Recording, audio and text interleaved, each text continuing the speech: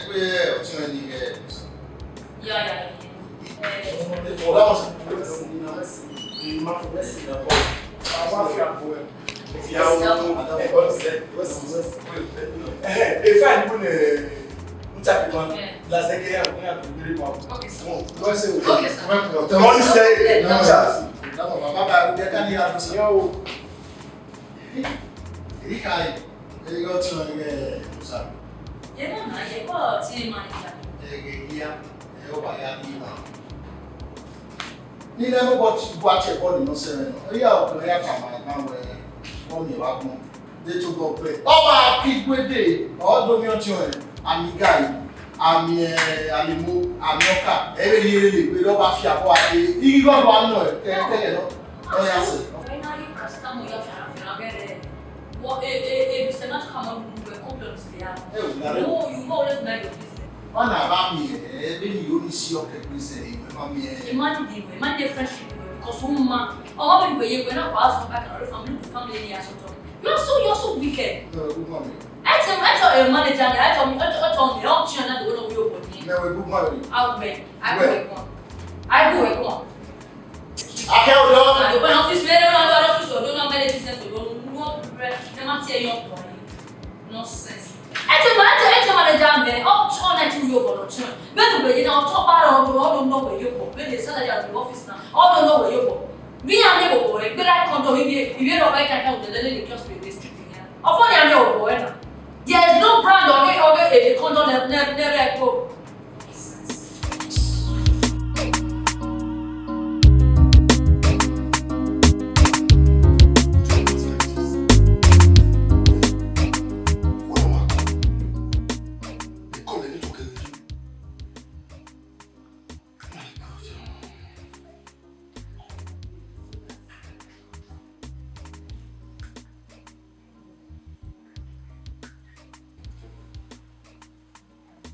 Hello.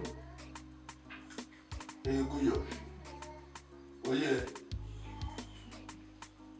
For the past 5 days I'm calling you about we're connecting soon. Yes, is how come soon? My God.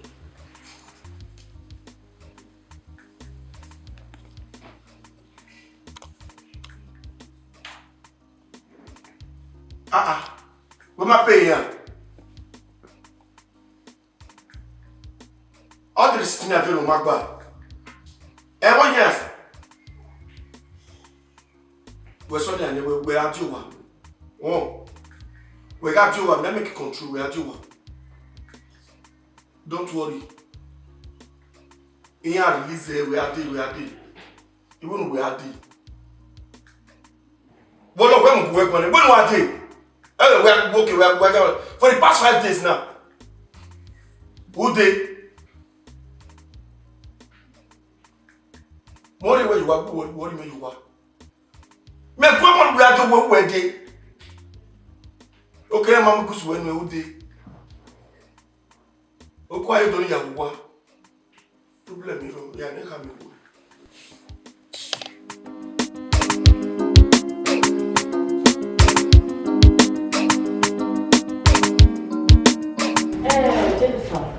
Yes. Let's look at sister, Vivian. Yes, Come on, go marriage. Really? Yes, of course. Mama invite anybody office at one? Oh, that's me. My No. Mama, the marriage was big, eh? Big marriage. If you go and Marco, Big man, I'm married. yeah, what Mama enjoy your mother would wait Let's get me go office, my office with you. Manager, Imam. I mean, not that me, master. I don't know, making all that. Look at me in my office. Imam, you are my office now. Jennifer, we are having where in Mama come over here. But in my family, yeah, tell me where the marriage in your village. Yeah, but we might pass the video, but we back plan there where we are travel. And in Mahama, we are travel. In fact, true artist, remember your kind man. Why would I want to pass the video? We expand my You want to tell me about you? You know how we are traveling, maybe not Jaja. I will go back there. Why did Imam back? No, that's not office today. Office. Me outside, Imam. Come on to me. What is that? Yes, sir. Yeah, I'm married. Wait, boy, now we look. Yeah, now we have to do my hair. Where go? Where they feel? How you my bad you need to go what do? In mommy go have my phone. Mommy e ki mommy mad office the plan to go back. Give me blue. I'm going to have to follow. No, He went to married. Jennifer, we're not here. Mama, come on with me. Men, we're back here.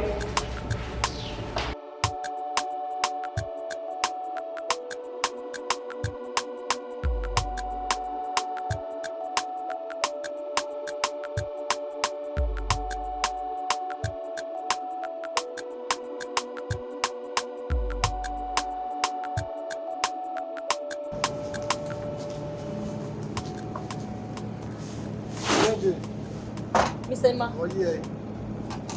Oh yes, sir. Well, we are office better now. I mean, I close never now, and for the past 3 days we're my office now. How come you're just coming to the office now and I'm closing it? Where to go where we are your office now? We're not your work. Oh, why bury now? Who were here glass hour? You know, go there too. We are your office. Where telling me I know where we are. We are your office. My parents, what you want? I can't tell you where your office is. 3 days. My office now, you are just coming. They beg and I'm closing it. What right do you have over me here in this office? The right I have over you. Now let me tell you my rights.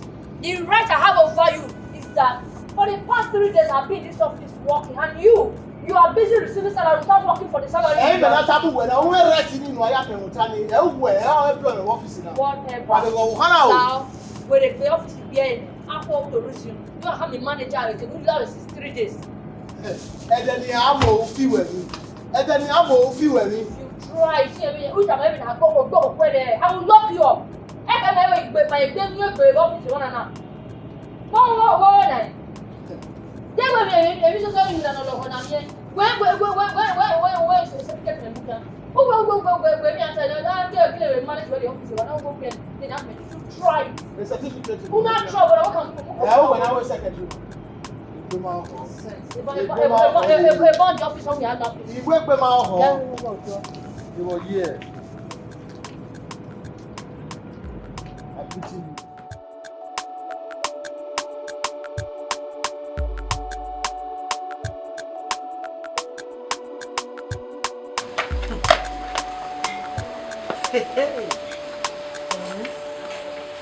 Me ma understand what me. Make no na migo. You know ya miga my. I will me no pari ewe. Nunu pono ki ade. O wa pa mi. O te be no re Nigeria mana. O bolo wa ba wa.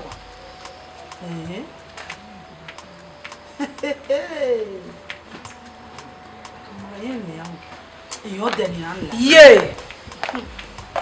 Iye. Wow, wakutie na. Na ti we lega wasanse mo ma ti we. Ire mana, ya mo me ra o. Wo ati me yo tie nere. Nira ya pari e we. 50,000 naira keka. Ori ige omo. Uki agba. But any o me no wa no kan.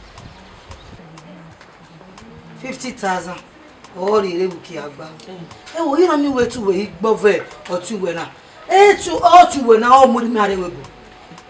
Wọ́n yà àkọ́kọ́ wé ohun ọ̀tẹ́ no wé bò yeye ha je Ogbe ma ge awa. we ọ̀nà mú mẹ́rẹ̀ o Wọ́n mú wẹ́rẹ̀. indigo ní 20,000 naira.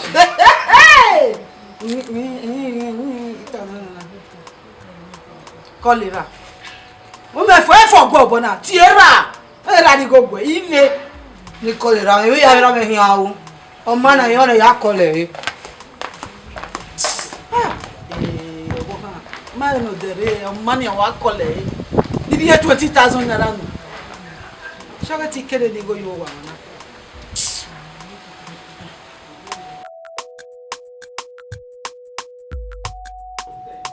Whether you may the bear a court in school. The court. What's the Oduagbon? What's the But I know some a body school. I wear I saw her.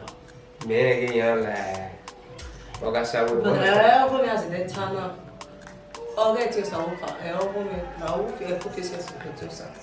we can make a secretary on the bar. Let's say bad by cutting Mariana Mawari. A fellowship anyway. A fellowship. Everyone saying, I can that's one. What any fellowship you want? Now, Christ Love Fellowship now. And they will not mean everybody school. My get my way. So I don't get Christ love you look at it. Christ Love Fellowship. I don't see why was it that court for what? Me no give match you. They go along here. Bim tana ogele aje mi o nta be imagine na eni me wa cha jo egbe enuri aga si be mi go salo bwana ugbo aga se be imagine na o ma kame kai bo o ma be kame kai the other side o sanyati ogele me But there's nothing like you try even not here you But I stubborn boy. Right from town, you stubborn. Oh man, radio. Opa unya eva. afa But what's saying on the water, we're killing the 450,000 naira. Nadia, Papa, look at me. the money coming back, but I go back. No, I want to go on holiday to Canada. I'm slacking. I need to go to Canada. Also, but you get it, anyway, make 450. Bros, no. F of Tuba. No. I was where now Bros. no say But why we supporting me? ige brother sabe elu emi Boy, boya lu emi boya lu emi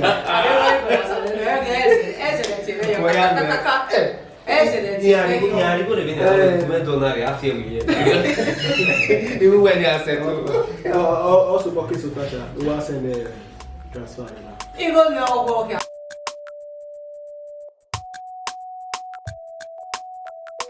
Sister, egbe wo.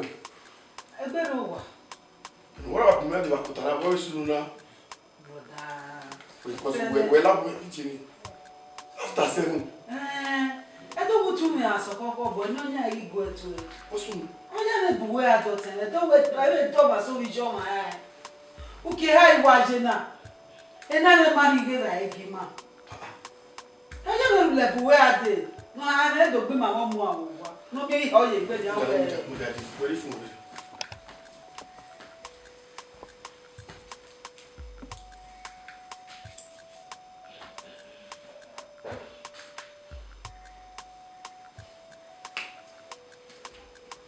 What's it born again? All that may be here. 3 months. You're not back on me. Money phone. Be I know you're bad. You don't buy a tear me. Anybody oh brother, Imam no buy you. Imam you. Yes, sir. So come every upkeep every week. The 100,000. Only in my hand, don't be now. In my head, quick, where being like us with Matty Berry, really no way at the lead.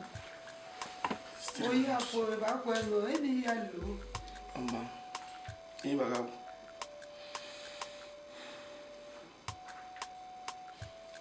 Transfer 200,000. 200. Was why I'm married a demon. You cannot do it when you be here. I was in that go Honestly, brother. We motor more happy coming out of the honestly, I don't care. I won't come. Everyone travel or the key. I don't know. One second.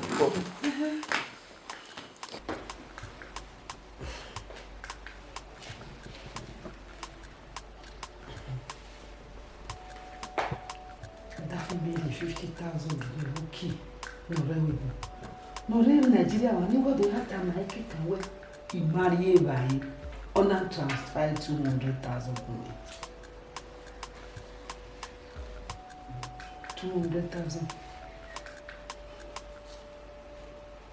You man, I have me. You know, telling I have me. Or do not win it. I come away as a whole.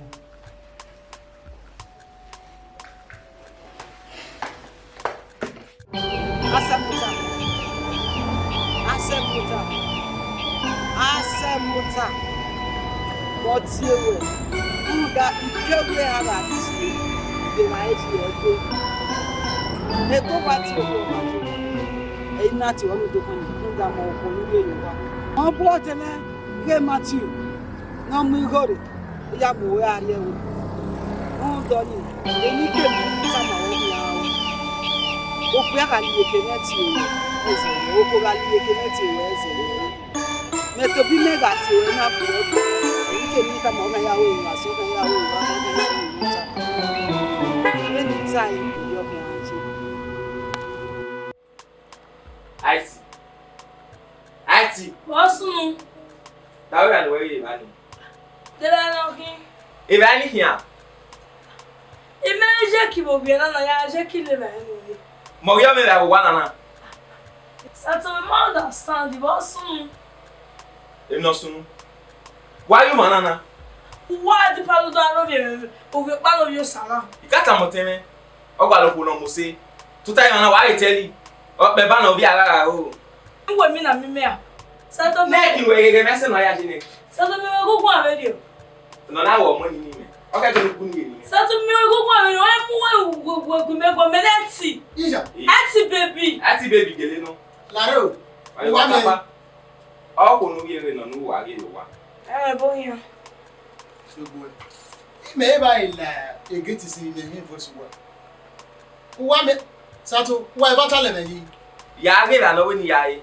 me le ji ni motimeto ase ima ido yo ime ye hu wa ati nwegun o sunu obi na mbana iyere obi na polo na rara na mo Sato na to say na woni carry last na make ari eki o Sato wa re o ma to obi na wa pa mi sika ya o Sato ge igbeme si o Sato ge igbeme si le sana Laro Sato wa me ba ge mi no oga wa me ebi ni o han o ko no ari no ko na ri ko me ba ni e la ni wo sunu ai la ni no fi wa imi owo emi owo won me oni se o se video e tale ngwa e ru tale ngwa ina adi wa Lare Sato gbera wo wa bi ge we na zage ko ma ba wo wa ati pa we nu je wa kan ye wa yi Lare o ka kenu bi are ki by now we ye wo wa we carry last la wo ajo wa nu ya let's say le ki carry last carry last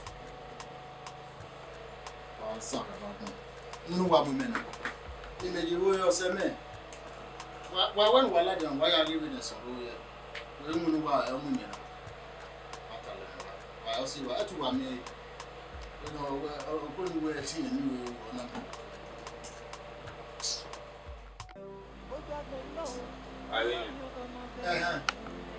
Ati koyo woli e. Yes. Koyo. Ni ti we ba. Wo mo bo sun we be ati wana. Ge hia eso. Mawe mo.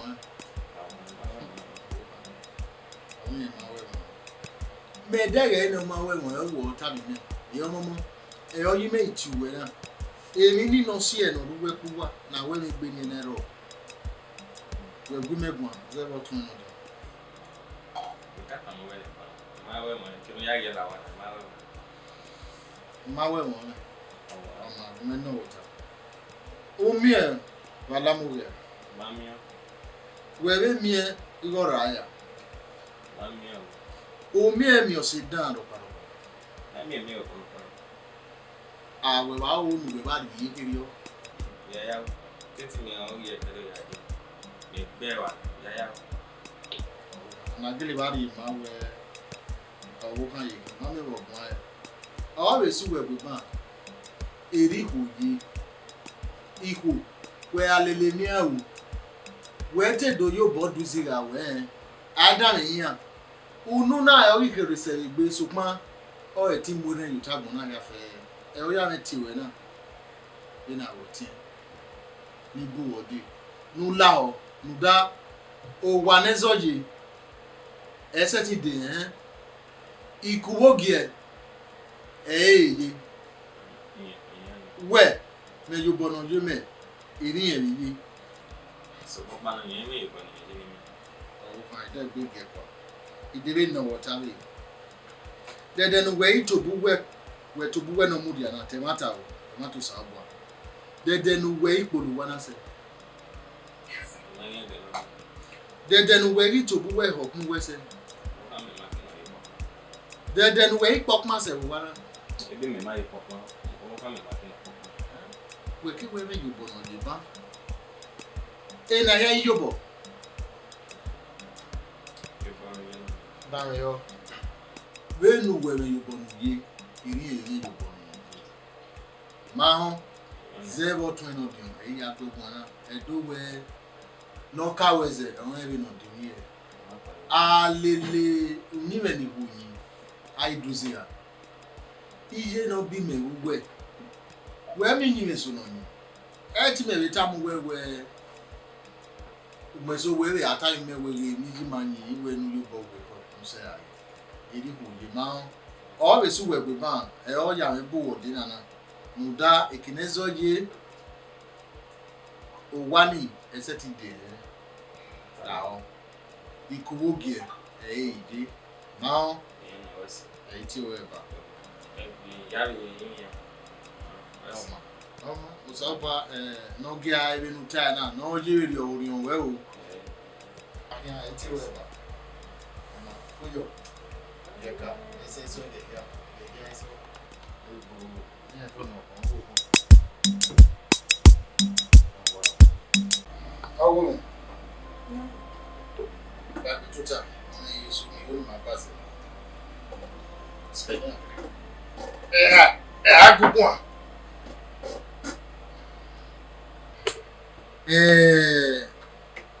I don't worry what I see in it. You hear how Italian and open. I will be never who will be given a use at all.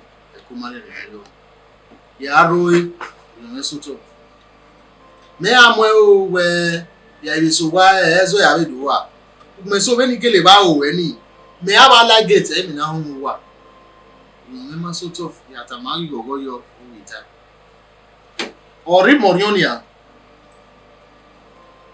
ni we no do ku mi bi e no we ko sa to wo no yo bu ni bi now no one ni be we ya we only ma kan me o ga e ko fo ba wa ma gi me ya we ni bi o me o ni opa nda yen ga ipa ezo me na ya ru we pu wa iva o wa na odo de hen re ni ma iku me nu we ta na we ya yi ku we e me nu we ta na kire me mo na oma o ma mi re nta onarima we oku na ogun ya wale na ogun eri esuta oku ota ni no we pa idan ya yi ni ga wo wan so pa inwale lori eyo ya tamare ekumare re yo ibata si ba jo na ni awe oku iko re oku ma ime abe la si fenania ni we nu la o le nu satu o ti me ni kiri yo be o tun ma kemi no ri we ni bo we ko ma o do bo mo we ni mana ro wa ya so wa gun ra no ya le le bi metiri like ni zo yi wa ni e de ma we se kaka bo so ba nu la de ba ni ka o we no ya ko ri na no bi agiri osuta we se kaka bo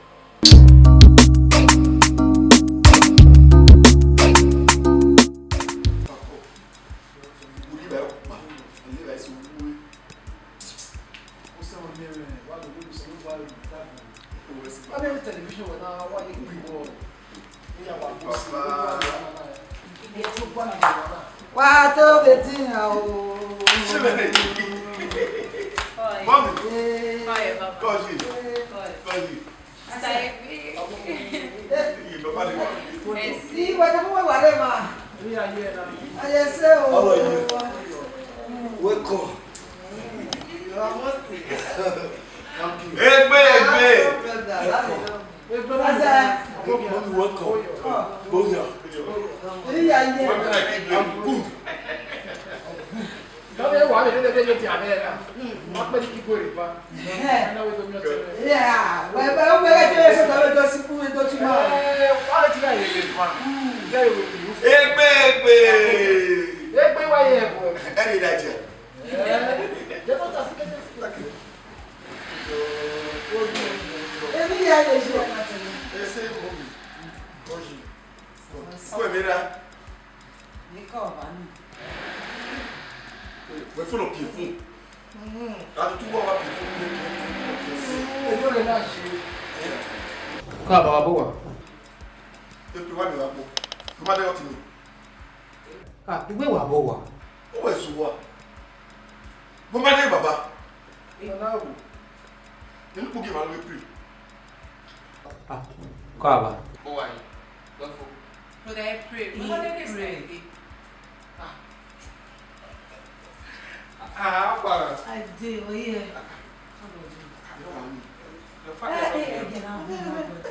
Mo gbé sára. ni ka me ti go gbe wo e ri ni wo ya ni edu wa mi we na le nu sa lo gba egbo ni nu e de gbo mo be de e na o fe o ya ni Baba mi ya ni. ya e mo to ko we de e bi je mo bi o mo to ko we ni o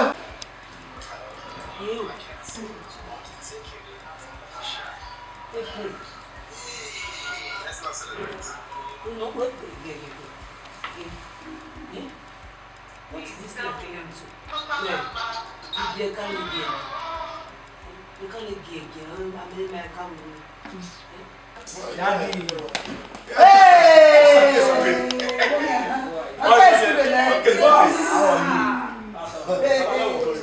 no wama asokia Exco go yo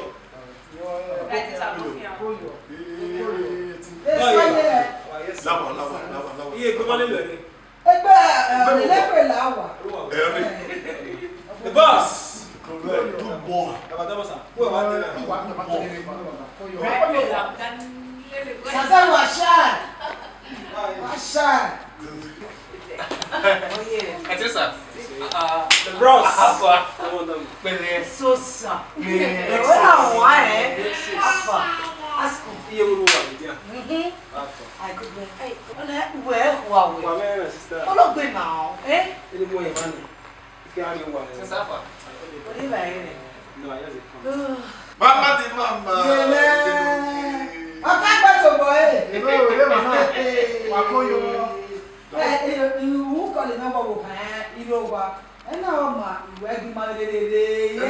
Enu gade mi atu. I say na I know we are wale. You are the weekend with them. Saze. Mommy, how are you? Good. I'll go meet my sister. Okay. Ah. I'll go meet my sister. What's wrong? I didn't know. I don't hear. No, I can make money.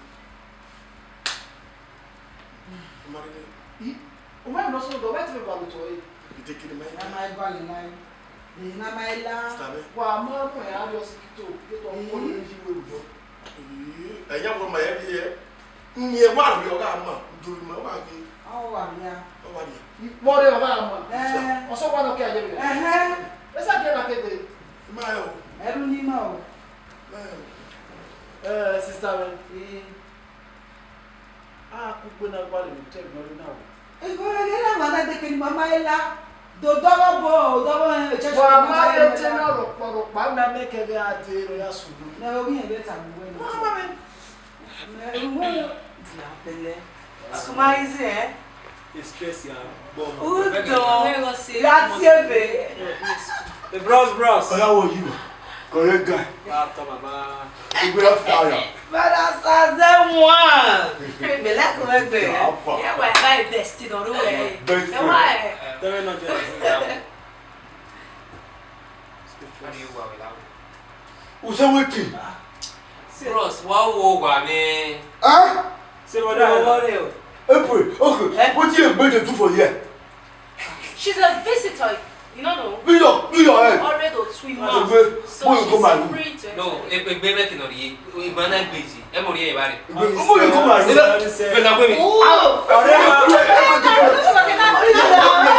be make no ye. I'll kill you. No, kill you. I'll kill you. No. Go get your